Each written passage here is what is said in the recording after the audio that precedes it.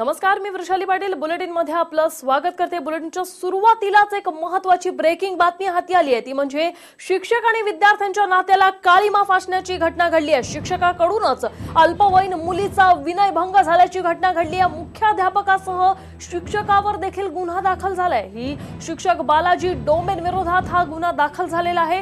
चाकणमधील मेदनकरवाडी येथे अल्पवयीन शाळाकरी मुलीचा विनयभंग या शिक्षकाकडून करण्यात आलेला आहे। धक्कादायक प्रकार, हा आरोपी शिक्षक जो आहे तो बालाजी डोंबे याच्यावर आता चाकण पोलिसात गुन्हा दाखल झाला आहे। तर हा प्रकार लपवल्याप्रकरणी शाळेच्या मुख्याध्यापकासह 2 शिक्षकांवर देखील गुन्हा दाखल झालाय आणि या प्रकरणी विनयभंगात आणि बाललैंगिक संरक्षण अधिनियमानुसार आता गुन्हा दाखल झालाय।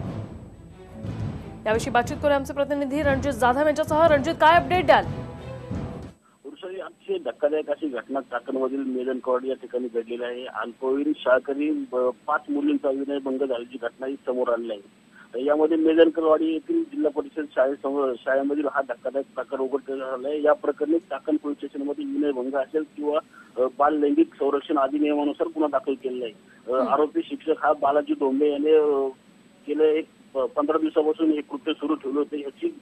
यामध्ये सर्वात धक्कादायक बाब म्हणजे ही सर्व माहिती गावचे सरपंच यांनी शाळेमधील शिक्षक आणि मुख्याध्यापक यांना दिली होती, परंतु यांनी ही बातमी ही माहिती पोलिसांपासून किंवा नागरिकांपासून लपवून ठेवल्या प्रकरणी चाकण पोलिसांनी त्या मुख्याध्यापक आणि अन्य 2 शिक्षकांना या ठिकाणी गुन्हा दाखल केला आहे। त्यामध्ये खेड मधील गट विकास अधिकारी इंदिरा आसवर यांनी देखील या 4 शिक्षकांना चौकशी करून निलंबित केले आहे। नक्कीच, धन्यवाद रणजित, तुम्ही दिलेल्या या सविस्तर अपडेटसाठी। तब्बल 15 दिवसांनंतर हे प्रकरण जे आहे ते उघडकीस आलं आहे आणि अखेर आता गुन्हा दाखल झालेला आहे।